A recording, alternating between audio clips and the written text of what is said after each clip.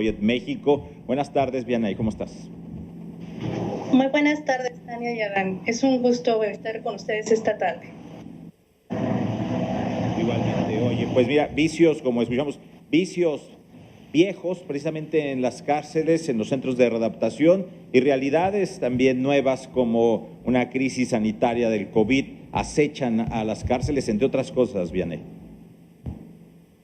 Así es. De hecho, la crisis sanitaria del COVID-19 vino a resaltar una serie de problemas que están arraigados no desde, digamos, la implementación del nuevo sistema de justicia penal, sino desde la conformación de nuestras cárceles. Es decir, los problemas tales como el hacinamiento, la falta de inversión en la infraestructura y el déficit de personal médico para las personas privadas de la libertad han sido terriblemente evidenciados por esta realidad que estamos enfrentando, digamos que desde nuestras respectivas trincheras. Sin embargo, para las personas privadas de la libertad es muchísimo más complicado, porque en la mayor parte de los centros penitenciarios del país difícilmente se puede contar con el personal médico debidamente capacitado y con el material necesario para tratar con una situación como un brote de contagios. En este sentido, la información más reciente del Censo Nacional de Gobierno, Seguridad Pública y Sistema Penitenciario Estatales del Instituto Nacional de Estadística y Geografía nos revela que por cada funcionario de personal médico por lo menos tendría que atender a 134 personas.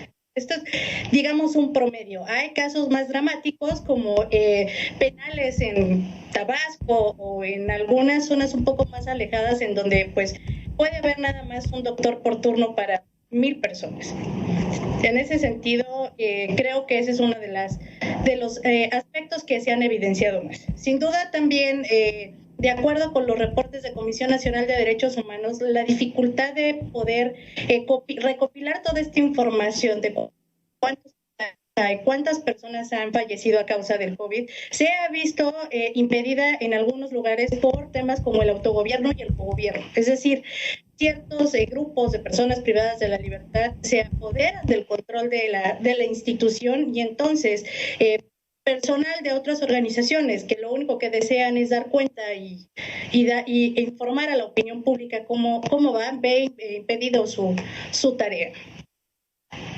Buenas tardes. ¿Qué efectos ha tenido esta ley de amnistía que se aprobó en abril pasado, pues de forma urgente en el Congreso, esto con el fin de despresurizar pues los penales ante este entorno de pandemia? Precisamente desde el WJP hicimos una valoración sobre la ley de amnistía que fue aprobada en abril pasado, pero nos dimos cuenta de una situación con esta ley. El proceso de implementación iba a ser tan lento que probablemente habríamos de ver los primeros efectos 3 o 4 meses, suponiendo que le daban celeridad a ciertas instituciones. Lamentablemente, este proceso no fue tan rápido. Es 3 meses después de la aprobación de esta ley en el mes de abril que se generó esta comisión en Secretaría de Gobernación que iba a evaluar aquellos casos que podrían aplicar a la ley de amnistía. Por el momento tengo entendido que ha habido 16 personas liberadas por estos beneficios.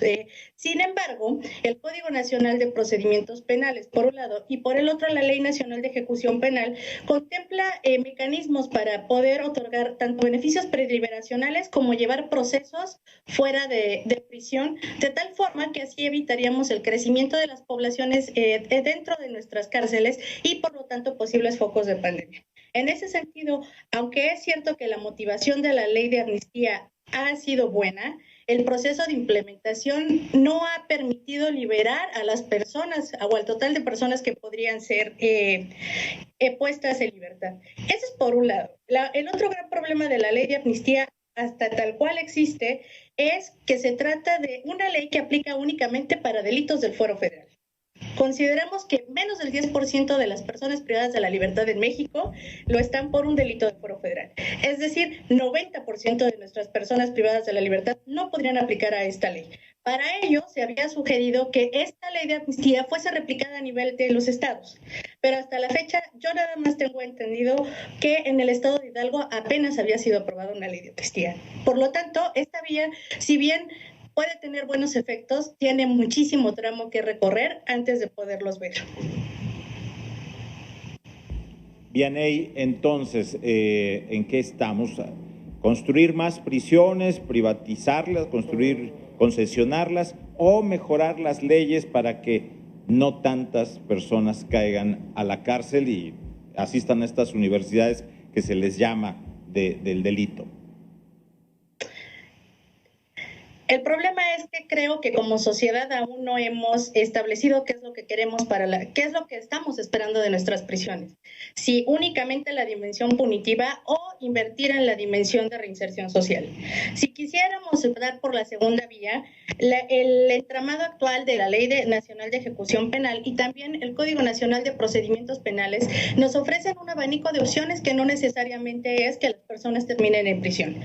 Es decir, una persona que está teniendo un proceso judicial en su contra por un robo podría acceder a un acuerdo reparatorio con la víctima de ese robo y a cambio de compensar la pérdida o el daño podría evitar ir a prisión. Hemos, como ustedes han dicho, demostrado que no necesariamente las cárceles están cumpliendo con este propósito de reinserción social. Y una de las condiciones fundamentales para poder asegurar ese derecho es no separar a las personas de las comunidades. Y este es un problema que, dada la infraestructura actual, no necesariamente lo hemos podido abordar. Solo pongamos, por ejemplo, que solo hay una prisión a nivel federal para mujeres. Esto quiere decir que si quisiéramos respetar los derechos humanos, no podríamos separar a una chica que vive en Oaxaca normalmente y que ha sido acusada por tráfico de droga, terminar desplazándola hacia Morelos. Tenemos muchísimas vías que no hemos sabido respetar, no hemos sabido implementar adecuadamente, porque en el fondo sí persiste esta idea de que la cárcel es el lugar en donde debemos de castigar. Aunque quizá como sociedad deberíamos de comenzar a primar esta dimensión de la reparación del daño, por un lado, y por el otro también presunción de inocencia.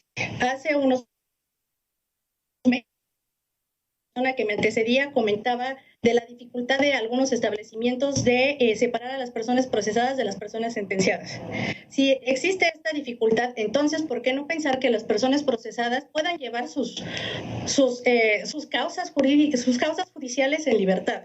Con la implementación de un brazalete localizador, a lo mejor con una orden de permanecer en su casa o evitar la concurrencia a ciertos lugares. El Código Nacional de Procedimientos Penales, para evitar este tipo de problemáticas, te dan 13 medidas cautelares que bien podrían ser implementadas.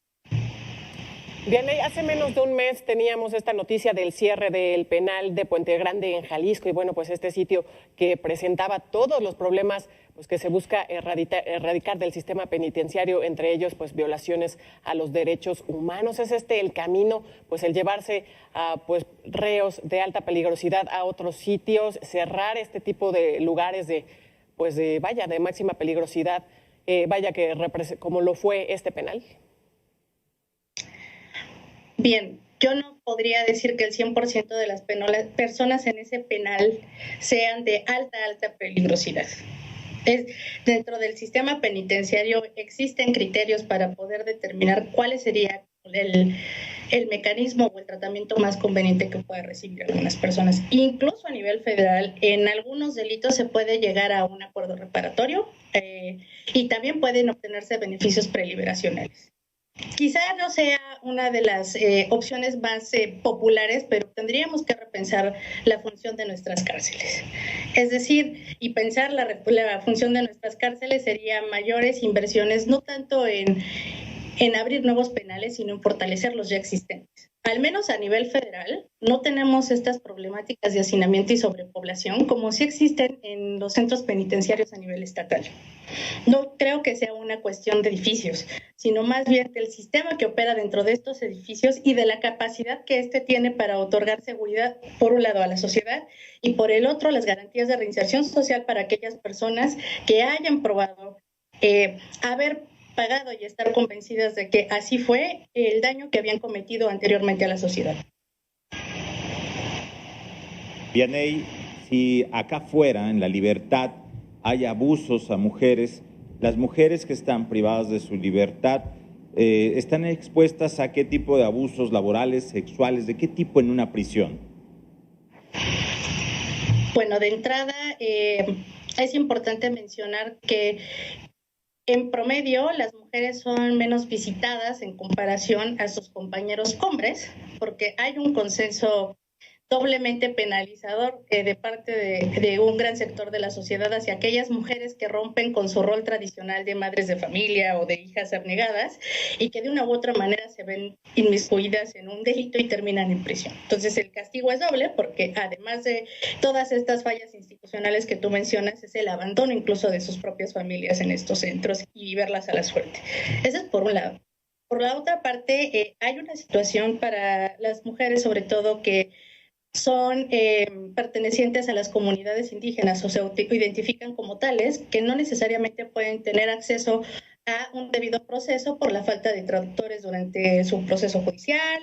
A veces ni siquiera saben los motivos por los cuales siguen en prisión. Y estas situaciones de exclusión, que como bien dices, existen afuera, se ven 1000 veces empeoradas en el encierro, en una total indefensión. Por ello, en el espíritu de la ley de amnistía se buscaba reivindicar a estas poblaciones para poder restituir de una u otra manera que el daño que por omisión el Estado cometió.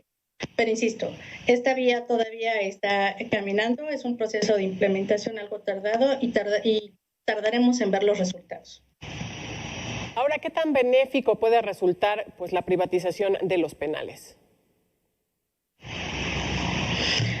La privatización de los penales, si bien podría resolver uno que otro problema, generaría nuevas interrogantes sobre cómo la relación entre el gobierno y los privados debe de llevarse a cabo. ¿Bajo qué controles habríamos de saber si X o Y empresa está cumpliendo con el requisito de llevar las prisiones? Existe mucha literatura que dice que hay algunas funciones que son primordiales del Estado y que no pueden ser derogadas hacia un privado porque se trata de un asunto del interés público. Y entre ellas, la función penitenciaria es netamente una cuestión de interés.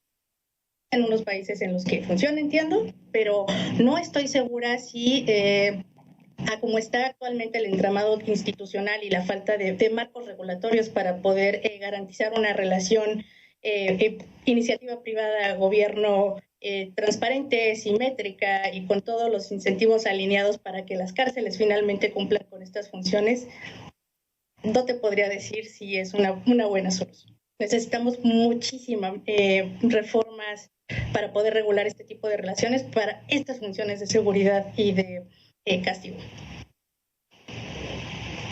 Vianey, los centros de alta seguridad, los centros federales de alta seguridad contra los centros locales, ¿debe de seguir existiendo esa clasificación en los centros? Bueno, esta clasificación obedece a una serie de entramados jurídicos que asegura que hay ciertos delitos que dañan al conjunto de la nación, tales como traición a la patria. Estoy solamente como pensando los de hasta arriba.